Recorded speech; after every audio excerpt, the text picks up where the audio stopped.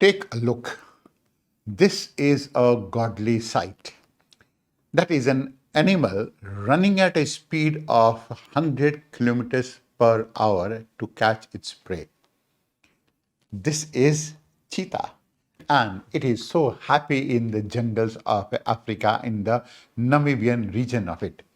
It is it is the fastest animal that has ever roamed the whole of the earth, at least on four legs. Every step it takes and the way it lives, it is a sight to hold. Behold. Now, this is what is coming to India, and it is going to be coming to India with all the type of fanfare. A jumbo jet has been especially prepared to bring 8 cheetah from Namibia. They have already been kept in quarantine in Namibia for some amount of a time. They'll be coming here. They'll be again quarantined for about a month or so in this region and released in a area of about 500 hectares of land. And then thereafter, by the end of December, they will be released completely into the wild in Kunho National Park. Now, Kunho National Park has been chosen essentially for one reason, and that has been that it is large. It has similar type of conditions like that of the savanna region of Namibia, from where these creatures are being brought in India. And of course, it is going to be built to be one of the largest events as far as transcontinental movement of any animal is going to be concerned. And it is a classic example of what we call it as relocation conservation. So, of course, it will go on to bring all the advantages. That is, it will go on to showcase to the whole of the world what translocation conservation can go on to be. It will also go on to spur up the thinking in India that some of these animals can be brought and they can go on to stabilize the entire of the ecosystem. Of course, not to say that it will go on to become a major tourist attraction in India as well. And of course, the money spinner at the same time. As far as ecosystem stability is concerned, it will always go on to bring about some type of stability in one way or the other. But having said that, we must understand that it poses enormous amount of a challenge. The basic challenge is that cheetah, wherever they go to live in Namibia, in Africa, and they are animals of African savanna. That is the type of a grassland. They don't live in a place where there are trees. They live in grasslands. Now, what we have done is we have depleted our grasslands, and our grasslands are not the same they used to be some hundreds of years back. That has been one of the challenges. So they will not go on to find it so compatible and so comfortable also. Moreover, cheetahs exist in very low density of about 1 to 10, something like some 50, 100 square kilometers of an area. When we are bringing them here, then that is confined to 748 square kilometer in this case. Now, African cheetahs require vast home. The range territory is very, very large and they live in low densities.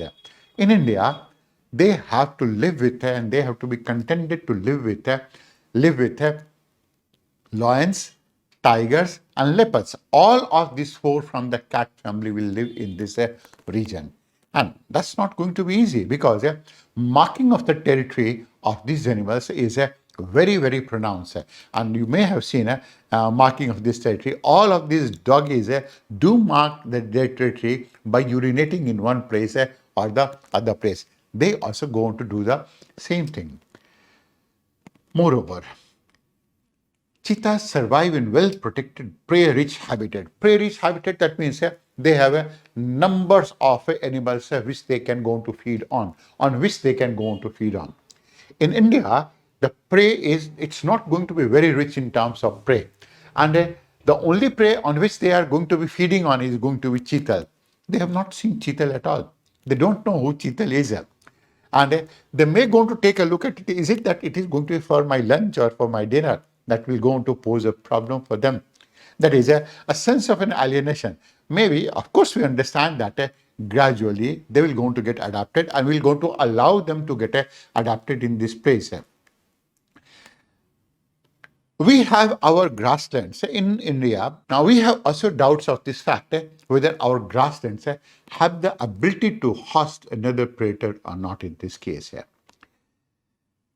Kunho National Park is one of those type of habitats which is going to be facing some type of a problem because, of course, all of these factors combined. And India's forests are very different from those of a 20th century.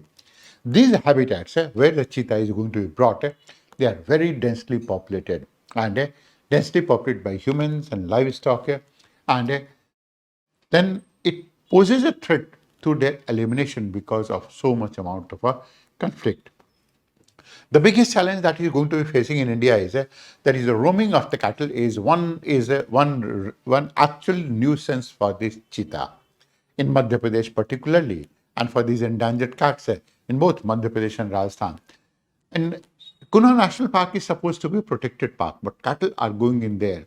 The walls that are supposed to keep the cattle are broken, and that is a real problem. These are also the forests where there are no keystone species. The keystone species happen to spur up the conservation of this entire of the area, and that goes on to become a problem because we don't going to be having such type of a prey in this region.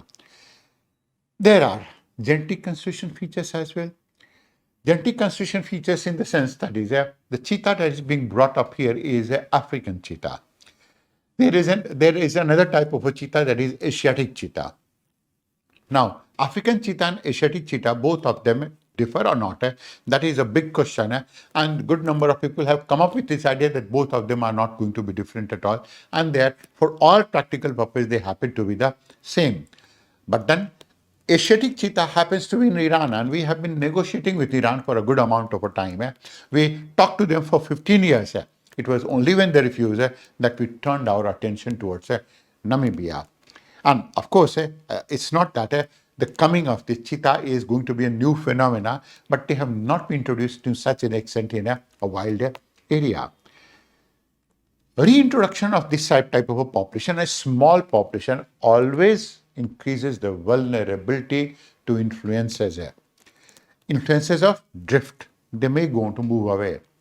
Influences to gene flow, evolutionary process due to their small size. Because their size is small, they may be vulnerable to climatic changes as well, ecological differences as well, and these are some of the things that are not easy to manage, and that will not be easy to manage as well. Maybe that we introduce them and you see these free flowing wild roaming animals in this territory. Is it that we are going to be confining them in a big prison of sorts? That's the question.